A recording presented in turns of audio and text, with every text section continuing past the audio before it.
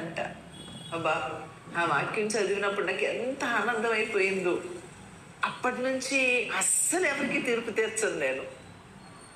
ఎందుకంటే నేను తీర్పు తీరిస్తే దేవుడు నాకు తీర్పు తీరుస్తాడు. నేను నీకు తీర్పు తీర్చలేదనుకో దేవుడు నాకు తీర్పు తీర్చడు. నేను నీకు కనికరం చూపిస్తే దేవుడు నాకు కనికరం చూపిస్తాడు. అసలు ఎంత ఆపర్చునిటీ బిలీవర్స్ ఎట్లా వదులుకుంటున్నారో నాకు తెలియట్లేదు. It's very good opportunity.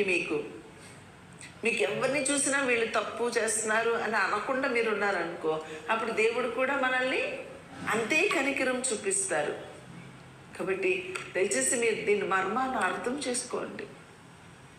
మర్మాన్ని అర్థం చేసుకోవాలి. ఎవరిని వేలెత్తి చూపించవద్దు మీరు. ఇతరులను మనం క్షమిస్తే దేవుడు మనల్ని క్షమిస్తాడు. నువ్వెంత క్షమిస్తే అంతగా క్షమిస్తారు. నువ్వు కొంచెం క్షమించావనుకో దేవుడు కూడా కొంచెమే క్షమిస్తాడు. ఎక్కువ క్షమించావనుకో దేవుడు కూడా ఎక్కువ క్షమిస్తాడు. అదే కాబట్టి నువ్వు ఎలా క్షమిస్తున్నావు? నువ్వు కొంచెం ప్రేమించు. నువ్వు తప్పు చేయని వాళ్ళని ప్రేమిస్తావు కదా, తప్పు చేసిన వాళ్ళని ద్వేషిస్తావు కదా. అప్పుడు నువ్వు తప్పు చేయకపోతే దేవుడు నిన్ను ప్రేమిస్తాడు, నువ్వు తప్పు చేస్తే దేవుడు కూడా నిన్ను ద్వేషిస్తాడు. అదేంటి ప్రభా, నువ్వు ప్రేమమయుడు కదా, నువ్వు ప్రేమించాలి కదా. మరి ప్రేమమయుడిని నమ్ముకున్న నువ్వు ఏం చేసావు? క్షమించలేదు కదా. అందుకే నేను నిన్ను క్షమించను అంటారు. మీరు అనుకుంటారు దేవుడు క్షమించు ప్రభా అంటే క్షమిస్తాడు అనుకుంటున్నారా? క్షమించడు. మీరు క్షమించు ప్రభా అనుకుంటే దేవుడు ఏం క్షమించడు. నువ్వు వాళ్ళని క్షమిస్తేనే దేవుడు నిన్ను క్షమిస్తాడు. క్షమించు ప్రభా అని కొట్టుకో వెనక్కి కొట్టుకో పక్కన కొట్టుకో రొమ్ము కొట్టుకో ఏమనేది కొట్టుకో, దేవుడు క్షమించాడు నిన్ను. ఎదుటి వారిని నువ్వు క్షమించినప్పుడు మాత్రమే దేవుడు నిన్ను క్షమిస్తాడు. అప్పుడు సరే, ఇప్పుడు మోకరిస్తావు, విన్నావు కదా, ఏం చేస్తాను ప్రభా, క్షమించాలంట కదా, క్షమిస్తానులే. ఇక నాకు ఆ మనసులో ఏం లేదు, ప్రేమే ఉంది ప్రభా. ఆమె చూడగానే ఎటు తిరుగుతావు. అప్పుడు దేవుడు కూడా నిన్ను చూడగానే ఎటు తిరుగుతాడు, ఆయన కూడా తిరుగుతాడు. అర్థమైందా?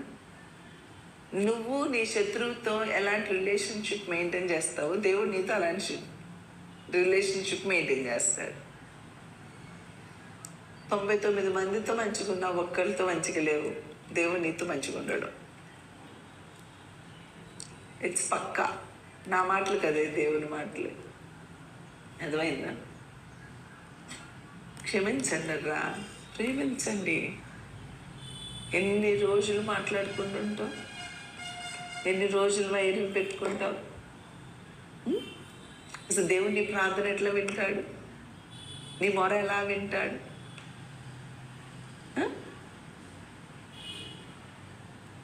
It's highly impossible. నీకు అవగాహన లేక బిహేవ్ చేస్తూ ఉన్నావు. అవగాహన ఉంటే అట్లా బిహేవ్ చెయ్యవు నువ్వు. క్షమించడం నేర్చుకోండి. దేవుడు మనకి సేమ్ చేస్తాడు. అది ఒక ఉపమానం చెప్తాడు కదా, ఎన్నో దేనారాలు వచ్చి ఉంటే పాపం బతిమలాడితే పోరా అని పంపించేశాడు. వీడెళ్ళి నా దేనారం ఎప్పుడు ఇస్తావని ఆడిని పట్టుకొని చెట్టుకేసి కట్టి కొడతా ఉన్నాడంట. అప్పుడు ఇది విన్నారు రాజుగారు. అప్పుడు ఏం చేశారు? పట్టురండి, రాండి పట్టురండి. నేను వాడికి ఎంత అచ్చుంటే, అంటే ఈ ఎగ్జాంపుల్ ఏంటో తెలుసా, నీవు దేవునికి ఎంత పెద్ద శత్రువు అన్నమాట. దేవుని దగ్గర నీ పాపాలు చూస్తే, నీ హృదయం చూస్తే, నువ్వు చేసే తప్పులు చూస్తే 1000 దేనారాలంత గొప్ప డెప్త్ ఉంది నీకు. ఆ డెప్త్ అంతా అట్లా ఉంచుకున్నావు, ఆ రుణం పడి ఉన్నావు. నీ పక్క వ్యక్తి నీతో చేసింది ఒక చిన్న మిస్టేక్, నీకు ఆ పక్క వ్యక్తికి చిన్న మిస్టేక్, ఆ చిన్న మిస్టేక్కి నువ్వంత కఠినంగా తీర్పు తీరుస్తున్నావు. దేవుడు పోనీలే అని నిన్ను వదిలేశాడు, కానీ నువ్వు ఎదుటి వ్యక్తిని పోనీలే అనుకోలేకపోతున్నావు కదా. అప్పుడు దేవుడు నిన్ను కూడా తీసుకెళ్ళి జైల్లో వేసి అక్కడ ఉన్న వాళ్ళకి చెప్తాడు, ఏమని, ఎర్రకొట్టండి రా అని చెప్తాడు అనమాట. ఇప్పటికైనా అర్థమైంది అనుకుంటున్నాను నేను మీకు. దయచేసి మీరు ఎదుటివారి విషయంలో ఎలా ఉంటారో దేవుడు మనతో అలానే ఉంటాడు. మరి నీ ఇష్టం, నీ ఇష్టం, నువ్వు ఎలా అన్నా ఉండు, అలానే దేవుడు నీతో ఉంటాడు. దేవుడు నీతో బాగుండాలనుకుంటే, దేవుడు నీతో ఎలా ఉండాలనుకుంటున్నావో నువ్వు ఎదుటివారితో అలా ఉండు. ఎదుటివారి పట్ల అంతే ప్రేమ కలిగి ఉండు. నీ శత్రువు పట్ల కూడా అట్లానే ఉండు, అందరి పట్ల అట్లానే ఉండు. అప్పుడు దేవుడు నీతో అలానే ఉంటాడు. దేవుని ప్రేమను కోరుకుంటున్నావా? దేవుని ఆత్మను కోరుకుంటూ ఉన్నావా? జడ్జి చేయటం మానేసి, ఇప్పటికైనా మానేస్తావా? జడ్జి చేయటం, తీర్పు తీర్చడం మానేస్తావా? తీర్పు తీర్చు మనుషుడా నీవు? నిరర్ధుడువై ఉన్నావు, వ్యర్థుడువై ఉన్నావు, పనికి రానివాడువై ఉన్నావు. అసలు నువ్వెవడవే తీర్పు తీర్చడానికి? అసలు నీకేమి రైట్స్ ఉన్నాయి తీర్పు తీర్చడానికి? హూఎవర్ మేబీ ఇట్ ఈస్, నీ భార్య అవ్వచ్చు, భర్త అవ్వచ్చు, ఇంకొకళ్ళు ఇంకెవరైనా అవ్వచ్చు. So who are you to judge others? భార్య భర్తల్లో కూడా ఎంత ఈజీగా ఒకళ్ళనొకళ్ళు జడ్జి చేసేసుకుంటారండి. నేను ఈ మధ్య ఒక 3 days నుంచి ఒక ఇద్దరు హస్బెండ్ వైఫ్ మీద వర్కౌట్ చేస్తున్నా. బాబోయ్, వాళ్ళిద్దరికి ఇటు చెప్తే అటు అంటున్నారు, అటు చెప్తే ఇటు అంటున్నారు. వాళ్ళిద్దరిని అసలు మాట వినిపించడం నా వల్ల అవ్వట్లే. ఇప్పుడు కూడా అన్నీ మాట్లాడుతూ ఉన్నారు. ఎలాంటి భయంకరమైనటువంటి నువ్వే రాంగ్, నువ్వే రాంగ్, నువ్వే రాంగ్, ఒకరికొకరు నువ్వే రాంగ్. అరే, ప్రతి ఒక్కళ్ళు రాంగ్ చేస్తారు. ఒక ఏరియాలో నువ్వు రాంగ్ ఉంటావు, ఇంకొక ఏరియాలో ఇంకొకరు రాంగ్ ఉంటారు. ఆ రాంగ్ని నువ్వు భరించు, ఈ రాంగ్ని ఆమె భరించాలి. ఒకరి యొక్క రాంగ్ని ఇంకొకరు భరిస్తేనే మన రిలేషన్షిప్ని మనం కంటిన్యూ చేయగలుగుతాము. No man in this world is perfect అండి. ఎవరు పర్ఫెక్ట్ ఉండరు. అసలు పర్ఫెక్ట్గా ఉండడం అనేది జరగదు. జీవితకాలం మనిషి ఎన్నో పొరపాట్లతో ముందుకెళ్తూ ఉంటారు. But we have to learn a lesson. వాటిని భరించాలి. ఎరేజర్ ఉందనుకోండి, ప్రతి తప్పుని భరించదా? చెప్పండి మీరు. ఎరేజర్ తప్పును భరించదా?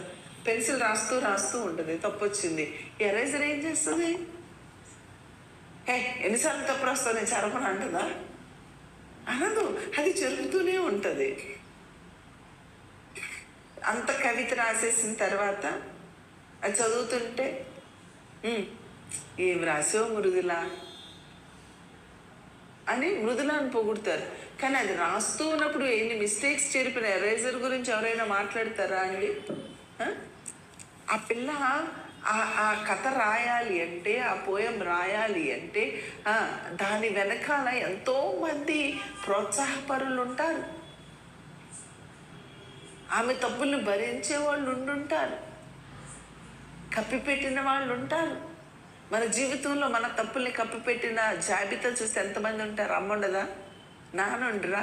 అక్కలు ఉండరా? అన్నలు ఉండరా? భర్తలు ఉండరా? కుమారులు ఉండరా? కుమార్తెలు ఉండరా? నీ ఫ్రెండ్స్ ఉండరా? నీ కొలీగ్స్ ఉండరా? అసలు మనల్ని ఎంతమంది మనల్ని భరించే వాళ్ళు ఉండుంటారండి. నువ్వు ఒక పర్సన్గా, ఒక సక్సెస్ఫుల్ పర్సన్గా నువ్వు ముందున్నావు అంటే నీ వెనకాల నిన్ను ప్రోత్సహించిన వారు ఎంతో మంది ఉంటారు.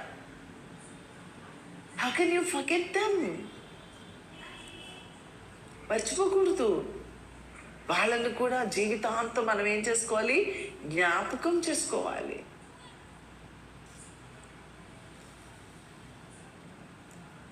ఆ ఎరేజర్ లాగా అందులో ఉన్న మిస్టేక్స్ని తుడిపేసుకుంటూ వెళ్ళిపోవాలి. You have to bear it. నువ్వు భరిస్తూ ఉండే కొలది, నువ్వు నిందిస్తూ ఉండే కొలది వాళ్ళు షైన్ అవ్వరు. నువ్వు భరించే కొలది వాళ్ళు ఏమవుతారు? వాళ్ళు ఒక రూపాన్ని సత్తరించుకుంటూ ఉంటారు.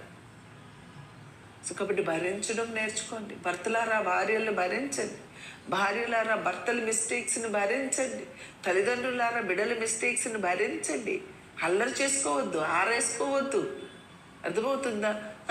అంతా మొత్తం చంద్రబందరు చేసేసుకోవద్దు. మీ బ్రతుకులను భరించడం నేర్చుకోండి, క్షమించడం నేర్చుకోండి, ఓర్చుకోవడం నేర్చుకోండి, ప్రేమించడం నేర్చుకోండి.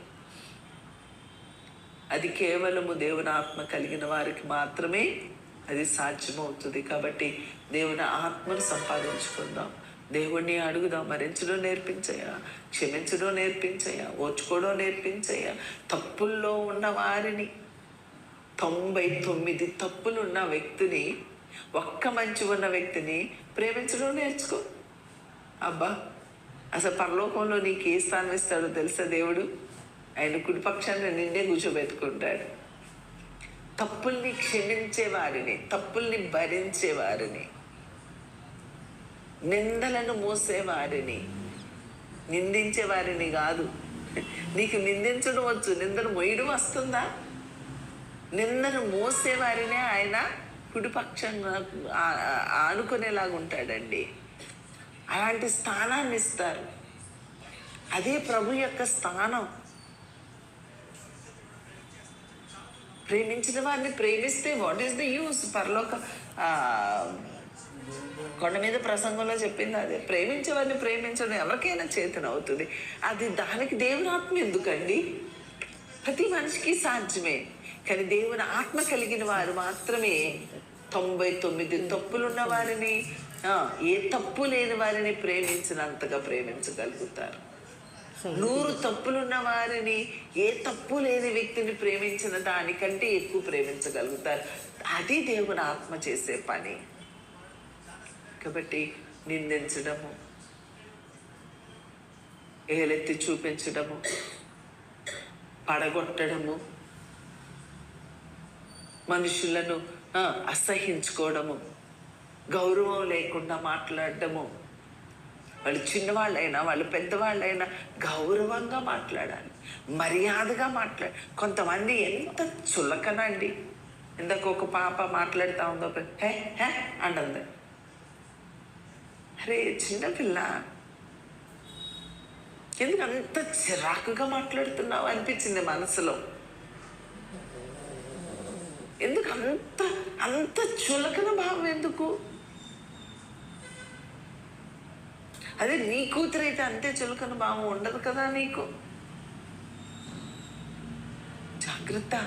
ప్రతి మనిషిని విలువ, క్రీస్తు స్వారూప్యములో ఉన్న బిడ్డలండి, వారిని మనం విలువగా ఎంచుకోవాలి.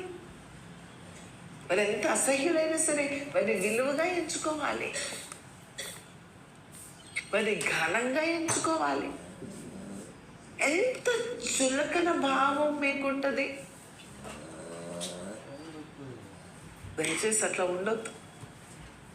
అది దేవుని ఆత్మకు తగినటువంటి లక్షణము కాదు. ఇప్పటికైనా మారదాం. ఎంతకాలం దేవుని వాక్యం వింటూ ఉన్నా మన బుర్రకేమెక్కదే, అది మన హృదయానికి ఏమి రావడం లేదే, మన బ్రతుకులను మార్చట్లేదే, మన బుద్ధులను మార్చట్లేదే. వి రిమైన్ సేమ్. ఎన్ని సంవత్సరాలైనా యాజ్ ఇట్ ఈస్గా ఎలా ఉన్నావు అలానే ఉన్నావు. దెన్ యూసే రక్షణ పొందాను, మారు మనసు పొందాను, బాప్తిసం తీసుకున్నా, ప్రభురాత్రి భోజనాన్ని తీసుకుంటున్నాను, ప్రభు బలలో పాలు పంపులు తీసుకుంటున్నాను, బోధిస్తున్నాను, పరిచర్య చేస్తున్నాను, పాడుతున్నాను, అది చేస్తున్నా, ఇది చేస్తున్నా. కానీ మన బ్రతుకు మారట్లేదే, మన బుద్ధి మారట్లేదే. బ్రతుకు మారకుండా, బుద్ధి మారకుండా ఇవన్నీ చేసినందువల్ల what is the use? There is no use. అపవాది మనల్ని ముసుగులో పెట్టేశాడు. మన కళ్ళకి పొరలు ఏర్పడిపోయినాయి. కాన్ సీ, బ్లైండ్ ఫోల్డ్ చేసేసాడు, అర్థం అవ్వకుండా చేసేసాడు. జాగ్రత్త. ఇప్పటికైనా మారుదాం, ఎప్పటికైనా గ్రహింపులో కొద్దాం, ఎప్పటికైనా జడ్జి చేయకుండా ఆపేసేద్దాం.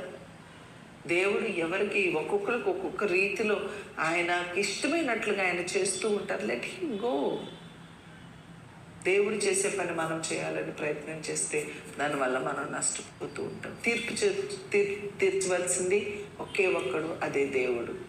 నువ్వు కాదు, నేను కాదు. Don't judge others. ప్రార్థన చేసుకుందాం.